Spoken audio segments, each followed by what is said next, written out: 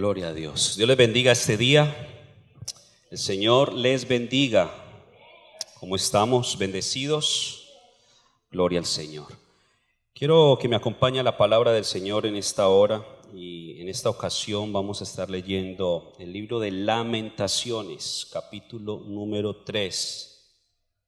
Lamentaciones, capítulo número 3, versos 22 en adelante. Lamentaciones, capítulo 3, versículos 22 al 26. ¿Lo tenemos? Gloria a Dios. Dice la palabra del Señor así: el gran amor del Señor nunca se acaba y su compasión jamás se agota. Cada mañana se renuevan sus bondades, muy grande es su fidelidad. Por tanto digo, el Señor es todo lo que tengo, en Él esperaré. Bueno es el Señor con quienes en Él confían, con todos los que lo buscan. Bueno es esperar calladamente que el Señor venga a salvarnos. Señor y Dios, en esta mañana delante de ti, Señor, colocamos esta porción de la Escritura, colocamos este tiempo de tu palabra y oramos, Señor, para que tu Espíritu Santo toque lo más profundo de nuestro ser. Que esta mañana, Señor, en donde hemos dispuesto nuestras vidas para estar aquí o para conectarnos a través, Señor, de una señal, te pedimos que tu palabra fluya, que tu palabra llegue a lo más hondo de nuestro ser y produzca en nosotros los cambios que tiene que producir. Hoy te damos honor, hoy te damos gloria y alabanza en el nombre poderoso de Jesús. Amén y amén. Una pregunta con la que quiero iniciar este tema es para que usted mismo se responda: ¿qué fue lo que lo despertó esta mañana? Alguno de ustedes dirá, la alarma del reloj, del celular. Ya ahora no tenemos reloj despertador, sino que tenemos celular y nos despierta, ¿cierto? Pero si lo piensa un poco más a fondo, se dará cuenta de que a usted no lo despertó la alarma de un reloj, no lo despertó un ruido extraño, no lo despertó quizás el frío que pudo haber sentido o el calor que pudo haber sentido en el amanecer. Lo que a usted realmente lo despertó fue la fidelidad de Dios. Porque cuando usted y yo nos acostamos a dormir, nuestro cuerpo queda en un estado de indefensión, somos indefensos. En el momento en que usted y yo estamos dormidos, nuestro cerebro descansa, nuestro cuerpo por supuesto también. ¿Y quién es entonces quien nos cuida? Algunos hombres dirán: mi esposa me cuida el sueño. Y no porque quiera cuidarle el sueño, sino porque no la dejas dormir. Pero realmente quien cuida nuestro sueño es el Señor, quien nos sustenta mientras usted y yo estamos descansando 4, 5, 6, 8 horas o aún más, es el Señor. Y entonces, al preguntarnos qué fue lo que nos despertó esta mañana, tenemos que entender que no ha sido algo externo, que no ha sido algo que haya sido creado por el hombre. Lo que realmente hoy nos despertó es el Señor. Mientras que usted y yo dormíamos, nuestros pulmones no dejaron de recibir aire. Mientras que usted y yo dormíamos, aunque los órganos pasan a cierta inactividad, no dejan de funcionar completamente. El corazón no deja de latir mientras que usted y yo dormimos, ¿o sí? No. ¿Y quién es el que sustenta todo eso? Es el Señor, es Dios. Y si somos sinceros, la mayoría de nosotros tenemos que reconocer que nos hemos acostumbrado a ciertas cosas cotidianas de la vida. Por ejemplo, respirar. Es algo tan mecánico que hacemos. Usted no tiene que pensar y concentrarse mucho para saber que tiene que respirar. Usted respira espontáneamente. En la noche usted también sigue respirando. ¿Y por qué le coloco todos esos ejemplos? Es para que usted y yo nos demos cuenta de que muchas veces hay cosas cotidianas que pasan por alto, pero que en esas cosas cotidianas Dios quiere llamar nuestra atención para que usted y yo entendamos de que Dios está en control de todas las cosas. Y cuando hablamos o pensaba y orábamos a Dios acerca de la temática de este mes, todo va a estar bien, y veíamos a lo largo de estas semanas previas los diferentes temas que han sido tratados, pensaba y oraba al Señor para este domingo, y el Señor me traía a memoria estas cosas tan sencillas. ¿Será que nos detenemos un momento a pensar, wow, puedo respirar bien? ¿Cuánto más en época de COVID, cuando tantas personas no pueden respirar? Cuando tantas personas tienen que depender de un tanque de oxígeno, tienen que depender de una máquina, están internadas en un hospital porque sus pulmones han sido dañados y no pueden espontáneamente respirar. Algunos de ustedes quizás que padecieron esta enfermedad sintieron algunos de esos efectos, y gracias a Dios que no llegaron a un punto crítico, pero aún así, qué feo se siente cuando uno quiere respirar y no puede. Qué feo se siente cuando uno quiere hacer algo que normalmente hace y no puede. Y por eso dice la Biblia que aún aquellos miembros que parecen del cuerpo, esos miembros que parecen como que no son tan decorosos, los vestimos con más decoro, y aquellos que son como los más pequeños, insignificantes, como que no les prestamos atención. Pensamos en este dedito, en el dedo meñique. Pareciera que no sirve para nada, pero vaya que usted se lo lastime. No solo le duele el dedo, usted siente que le duele todo el cuerpo, hasta el pelo le duele. Yo no sé si el pelo pueda doler, pero uno siente que hasta el pelo duele. Cuando vas caminando y te golpeas, ¡wow! Ahí es donde se pone a prueba nuestro cristianismo. ¿Qué es lo que dices cuando te golpeas? Y todas estas cosas pequeñas, normales, cotidianas, pasan por alto a nuestros ojos. Y se nos olvida muchas veces que en esas cosas Dios también está presente. A veces pensamos que Dios solamente lo necesitamos para cosas grandes, para cosas que se salen, entre comillas, de nuestro control, cuando necesitamos a Dios en todas las cosas. Y entonces tiene que convertirse en una realidad en nuestra vida lo que dice la palabra en el versículo 22 de Lamentaciones 3. El gran amor del Señor nunca se acaba y su compasión jamás se agota. Cada mañana se renuevan sus bondades, porque muy grande es su fidelidad. Y pensar en que todo va a estar bien es pensar en que Dios está cuidando de mí. Pensar en que todo está bien es creer que Él está haciendo algo bueno. Hermano, es que en ninguna parte de la Biblia encontramos que Dios haga cosas mal hechas. Desde el Génesis hasta el Apocalipsis encontramos a un Dios que solamente sabe hacer cosas. Entonces, ¿cómo es posible que algunos en algún momento, por alguna circunstancia, pensamos de que como que a Dios se le salió de las manos algo, como que Dios no tiene el control de algo, como que Dios está muy ocupado por allá en otro continente y se olvidó de América?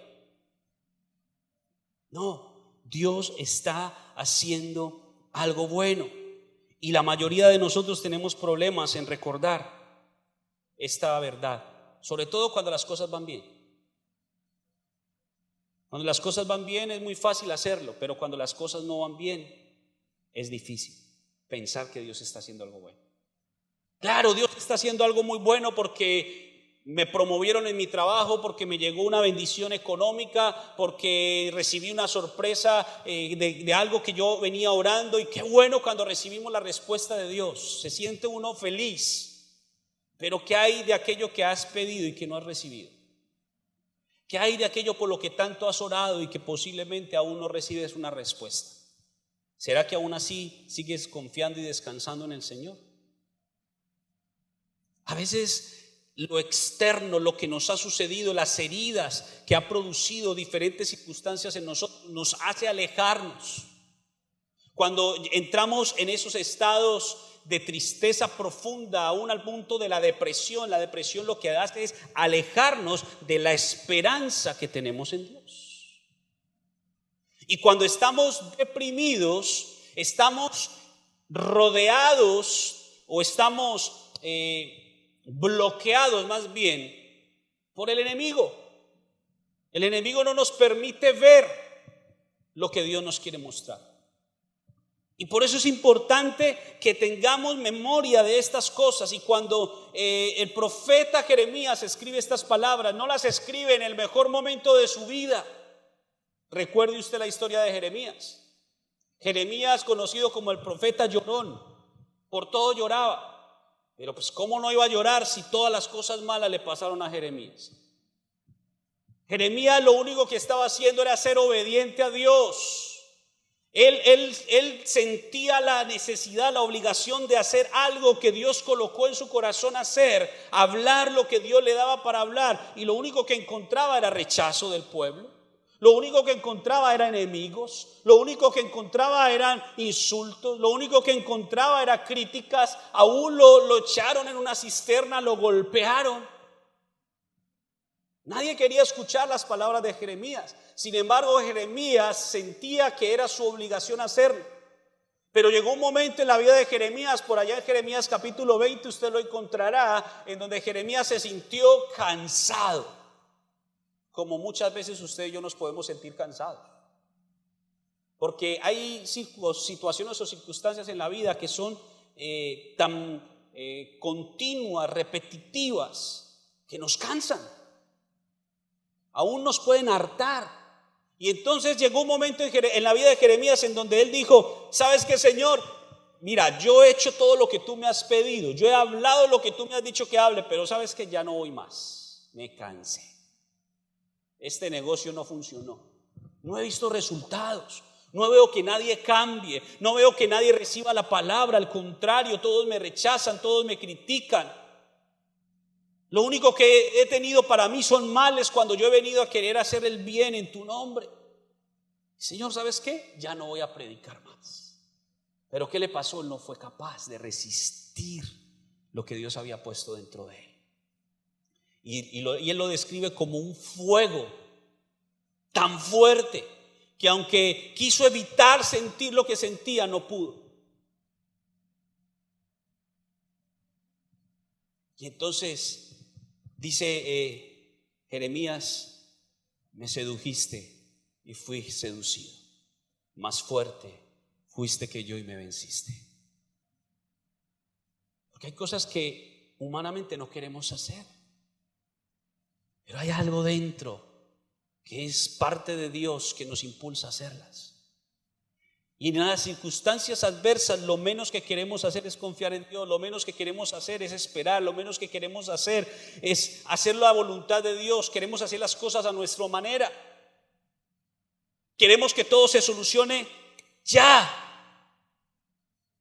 Y entender esta verdad nos hace recapacitar en que en los momentos difíciles de la vida es donde Dios está actuando mayormente, porque Él está haciendo algo bueno. ¿Dónde está Dios cuando caminamos en valles, en esos valles de lágrimas? ¿Dónde está Dios cuando hemos pecado?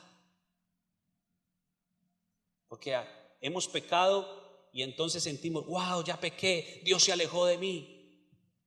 ¿Dónde está Dios cuando pecaron? ¿Dónde? ¿Dónde está Dios en esos momentos de tristeza, de dolor, de llanto? ¿Dónde está Dios en el momento de la enfermedad? ¿Dónde está? Si usted es sincero, usted, la respuesta que se dará es que Dios no está con usted. Porque cuando estamos enfermos: Señor, pero ¿por qué a mí? Cuando estamos en situaciones tristes: Señor, te alejaste, ¿por qué no escuchas mi oración? Y hacemos como el salmista cuando tantas veces oró al Señor y le dijo: Señor, por favor, inclina tu oído al clamor de tu siervo, no escondas de mí tu rostro. ¿Dónde está Dios? Tal vez hemos pensado que no merecemos las bendiciones del Señor, y es verdad, no las merecemos. Pero es que Dios no nos da las cosas solo porque las merecemos o no. Dios nos da cosas por su gran amor. Por eso dice la palabra: el gran amor del Señor nunca se acaba y su compasión jamás se agota. Piense por un momento, ¿cuánta paciencia tuvo Dios con Israel? ¿Poquita o mucha? En manos nuestras, Israel, al primer fracaso, lo sacábamos corriendo. Escogemos otro. En 2 ocasiones, y esto es tema de otro estudio, pero en 2 ocasiones Dios le habló a Moisés y le dijo: ¿sabes qué, Moisés?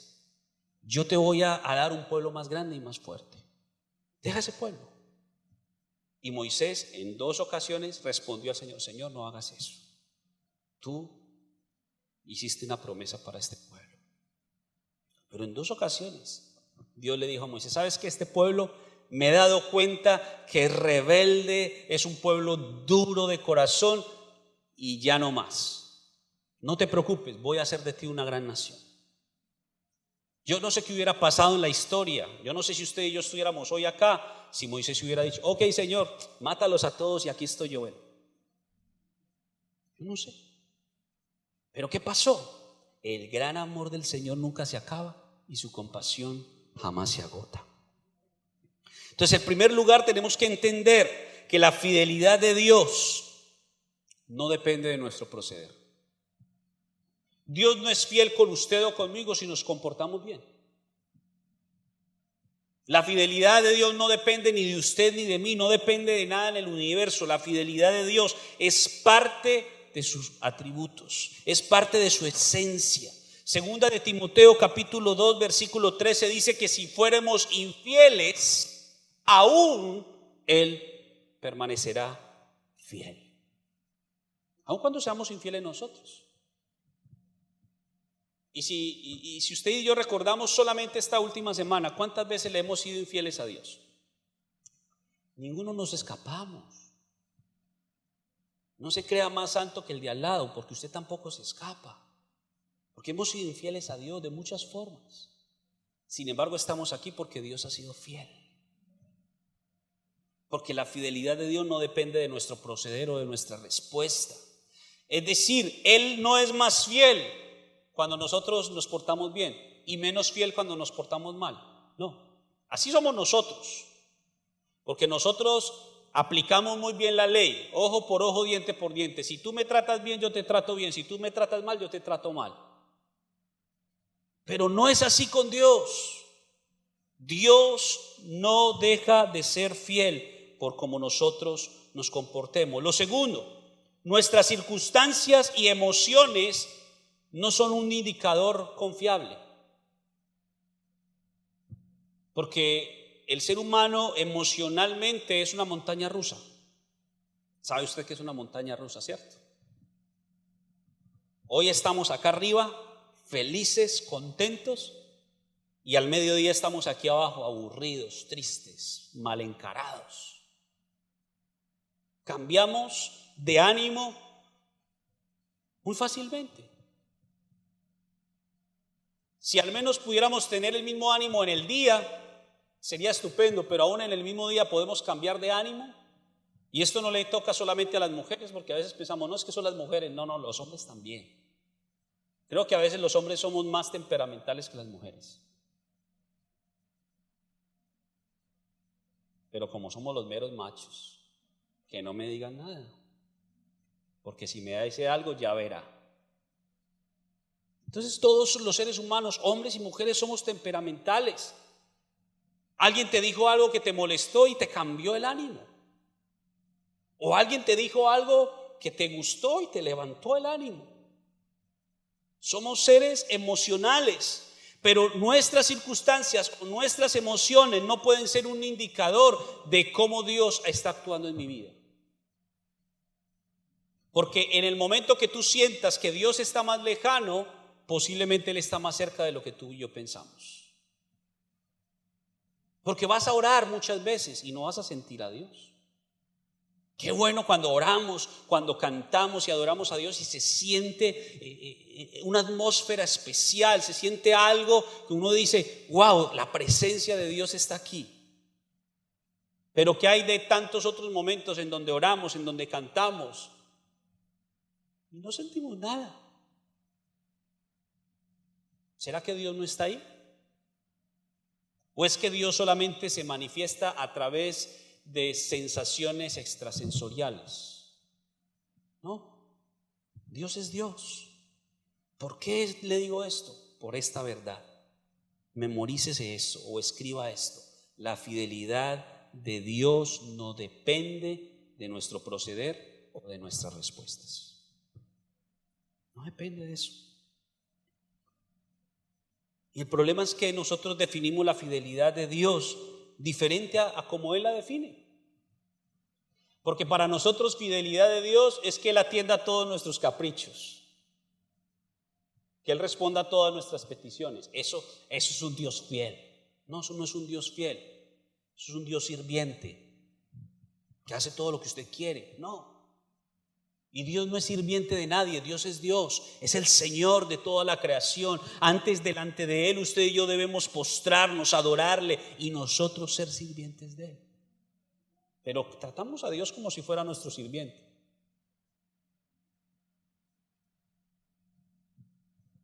Y así no es la fidelidad de Dios.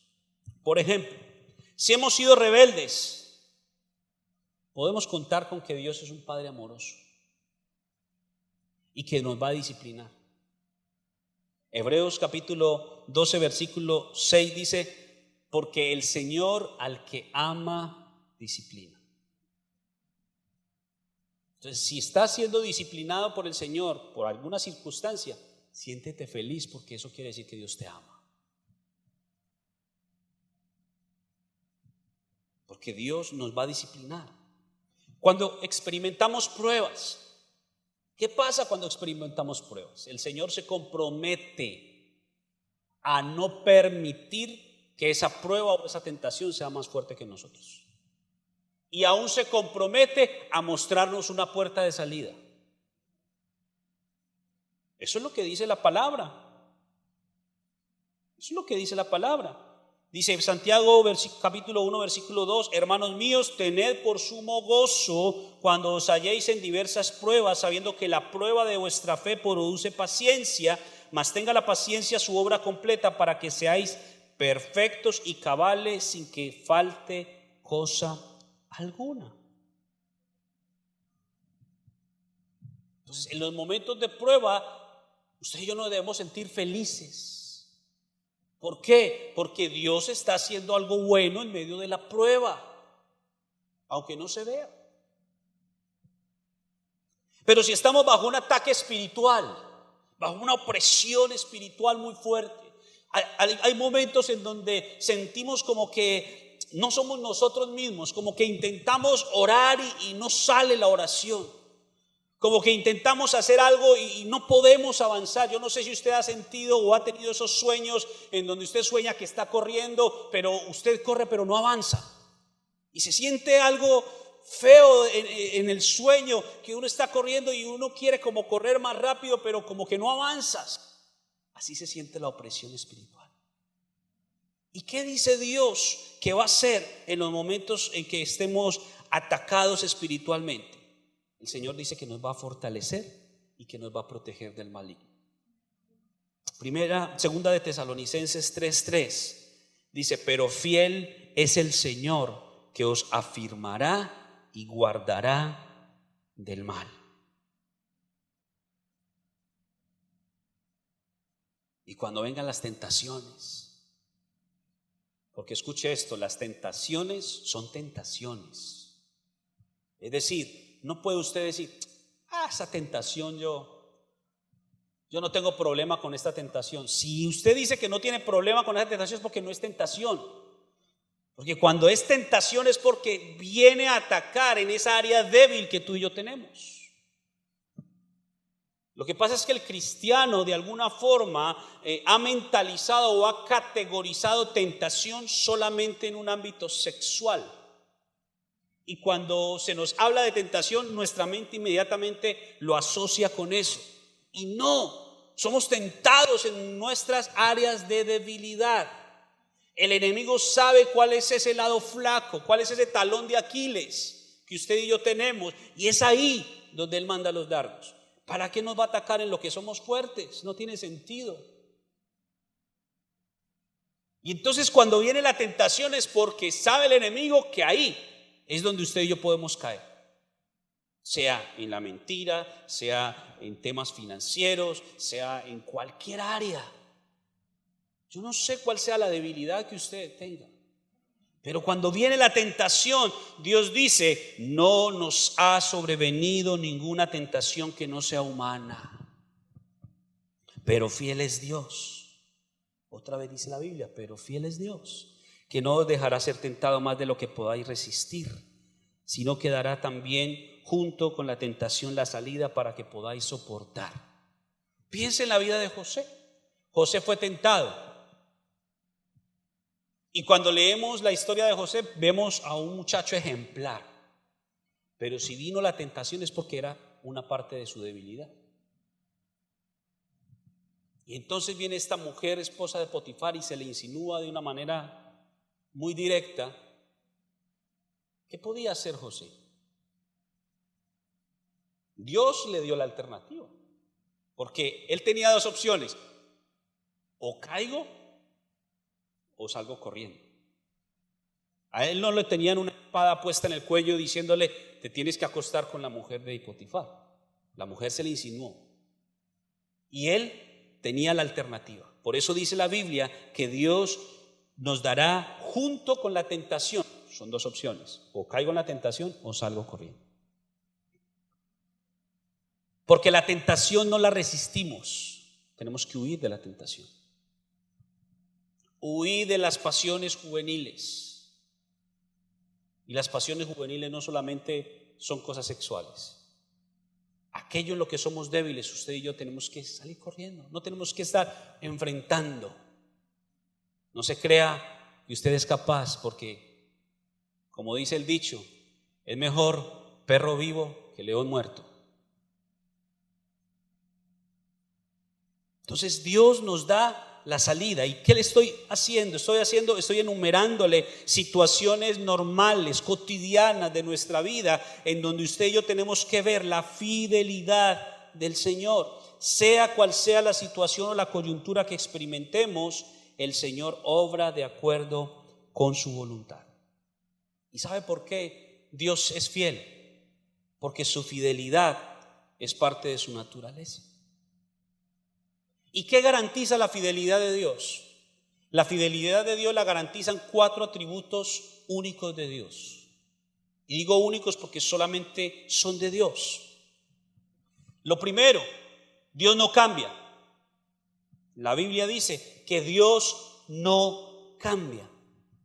Y como Dios no cambia, entonces su fidelidad tampoco cambia. Dios no es como nosotros, que nos levantamos hoy y si nos levantamos felices, hacemos muchas cosas, pero si nos levantamos aburridos, tristes, no quiero hacer nada. Porque así somos nosotros.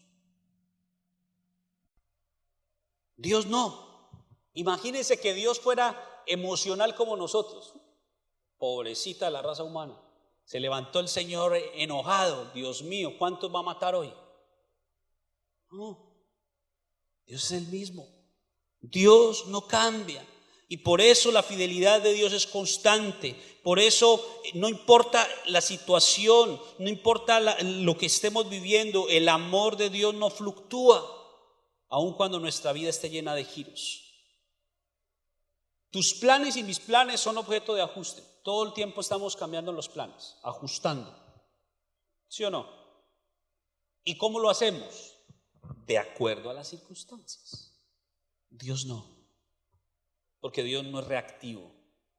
Dios tiene un plan desde el principio y hasta el fin, y ese plan se cumple.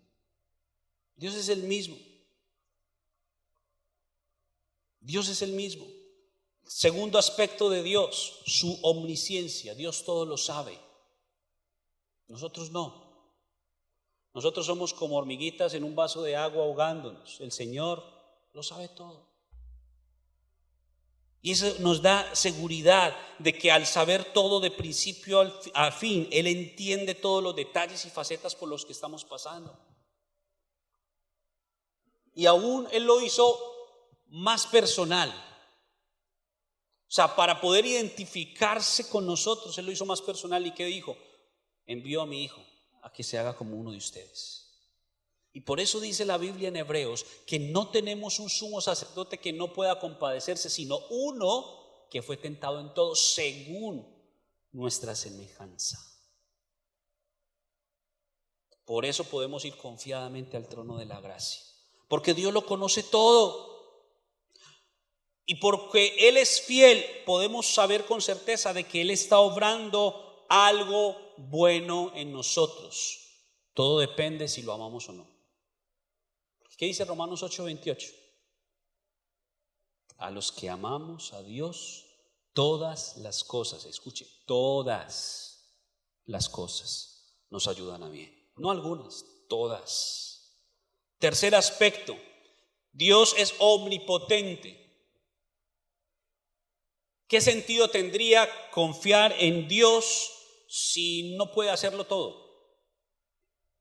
Si hay cosas que están fuera de su alcance, no tendría un sentido completo. Pero nos da seguridad saber que Dios es todopoderoso, que Dios puede hacer todas las cosas. Tenemos seguridad de que Él es capaz de traer respuesta a todas, no algunas, a todas nuestras necesidades. Lo que pasa es que no a todas les va a decir que sí. Acuérdense que Dios responde de tres maneras: sí, no, o el silencio, que significa espere.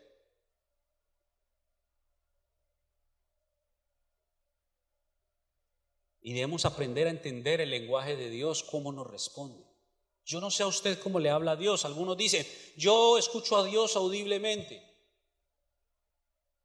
Yo no lo he escuchado audiblemente, pero en mi caso particular, en mi experiencia particular, la forma como yo siento que Dios me habla con convicción. ¿Qué significa eso? Que cuando Dios me quiere decir algo, Él coloca un convencimiento tan fuerte dentro de mi corazón que no importa si todo el mundo está en mi contra, yo sé que eso es de Dios. Esa es la forma como Dios me habla a mí. Pero a usted tiene que descubrir cómo le habla a usted. Y claro, a todos nos habla a través de la palabra, por supuesto. Ese es el primer recurso que tenemos de la voz de Dios. Pero qué bueno que usted pueda profundizar un poco más y descubrir la forma en que Dios te quiere hablar a ti, para que te des cuenta de que Dios quiere lo mejor para tu vida. Cuarto, Dios no solamente no cambia, no solamente lo sabe todo, no solamente tiene todo el poder, sino que Dios está en todos los lugares al mismo tiempo. Él es omnipresente. Por eso, como les decía ahorita, no es que Dios esté por allá en otro continente y se olvidó de América. No, Dios lo llena todo. Dios está en todo lugar. Mientras que usted y yo estamos aquí hoy escuchando la palabra, Dios está también en tantas otras iglesias, en tantos otros lugares en donde cientos, miles y millones se están reuniendo para también recibir una palabra. Y Dios está ahí, porque Dios es omnipresente. Él siempre está con nosotros, siempre. Dice el salmista, ¿a dónde me iré de tu espíritu y a dónde huiré de tu presencia? Si subiere al cielo, allí estás tú. Si bajare a lo profundo del Seol, allí también tú estás. Si me escondiera en lo más recóndito de los rincones, allí, hasta allá me alcanzará tu diestra. No hay lugar donde nos podamos esconder de la presencia del Señor. Por eso no se trata de que nuestras acciones dependan de si alguien nos ve o no nos ve, porque siempre alguien nos está viendo. Dios siempre nos está viendo, porque Dios siempre está con nosotros. El Señor siempre está con nosotros, y es por eso que nunca viajamos solos en la vida. No importa qué tan largo o qué tan corto pueda ser el viaje, Él está allí y nunca nos desamparará. Amén. ¿Qué podemos esperar de Dios para terminar? Podemos esperar de Dios que, sin importar la situación que vivamos, su paz nos va a rodear, nos va a llenar.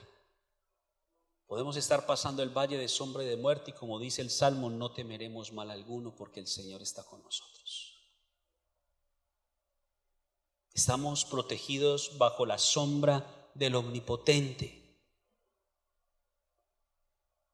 ¿Qué podemos esperar de Dios? Que en medio de las circunstancias fuertes y difíciles de la vida, Él está formando en nosotros algo mejor. Él está haciendo de nosotros la mejor versión de nosotros mismos. Y por eso usa los momentos difíciles.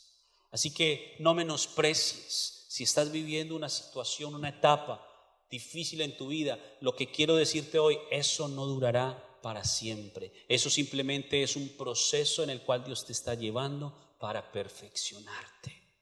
Así que confía, aférrate a Dios, cree que Dios está haciendo algo bueno en tu vida, permanece anclado a la presencia de Dios y en todos los cambios de la vida, sobre todo, ánclate a esta verdad, que Dios nunca cambia, que Dios es inmutable, que Dios es fiel y que Dios no nos deja nunca. Por eso les digo, vuelvo a decir, Dios está haciendo algo bueno, aunque no lo veamos. Usted y yo somos como esa semilla que está sembrada en la tierra. No se ve lo que está sucediendo. Cuando miramos la superficie de la tierra, pareciera que no está sucediendo nada, pero internamente sí está sucediendo algo.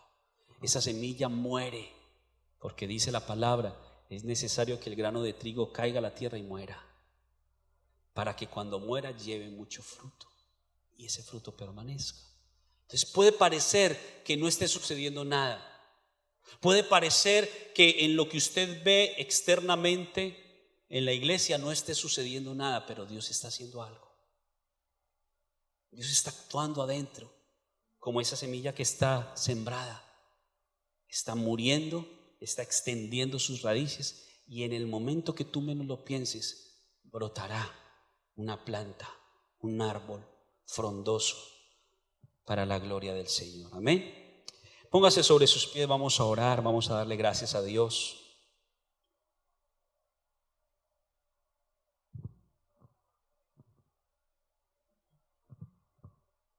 Y ahí donde usted está, cierre sus ojos. Le invito a que por favor cierre sus ojos y que sea en voz audible o en su mente usted pueda repetir solamente estas palabras. Padre, manténme en esta temporada hasta que hayas hecho tu voluntad y alcanzado tu plan perfecto.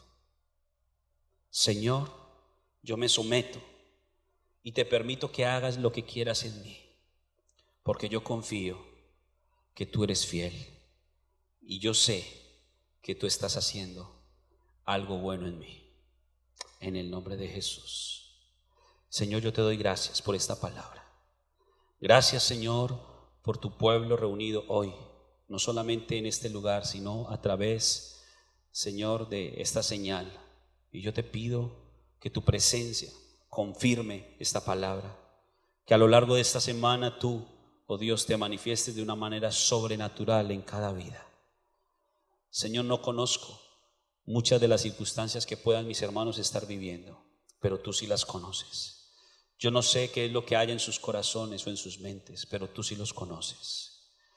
Y no importa qué tan difícil sea, no importa qué tan largo haya sido el proceso, yo conozco un Dios que fortalece, yo conozco un Dios que permanece fiel sin importar aún mi propia infidelidad. Señor, gracias, porque no has procedido en mi vida conforme a mis actos cuando muchas veces he fallado, sino que me has amado, me has tenido paciencia. Y por tu gracia y por tu favor es que yo puedo hoy abrir mi boca para compartir tu palabra. Yo te doy gracias por todo lo que tú has hecho en mí, por todo lo que tú has hecho en esta iglesia, por lo que seguirás haciendo en cada familia, en cada vida, Señor. Y yo te pido que tu bendición, Señor, esa bendición que enriquece y no añade tristeza, sea llenando las vidas de cada uno de mis hermanos hoy día. Señor, que tú obres, Señor, tu perfecta voluntad en cada uno, que en cada situación, Señor, seas tú glorificado, que sin importar lo difícil que sea el proceso, tú des la fuerza a cada uno, tú des la fe tan sólida y tan fuerte como sea necesario para poder hacerle frente a cualquier situación.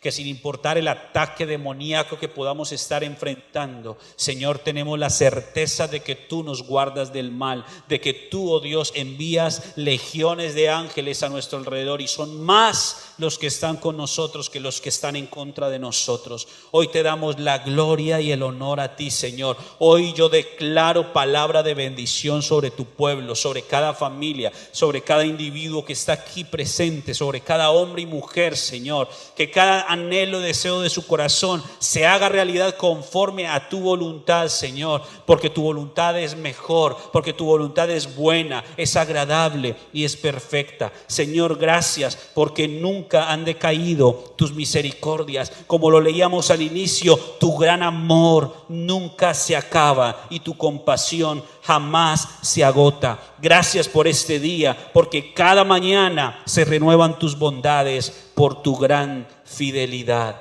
Gracias, te adoramos, te bendecimos, te exaltamos y te damos el honor y la gloria en el nombre poderoso de Jesús. Amén y amén.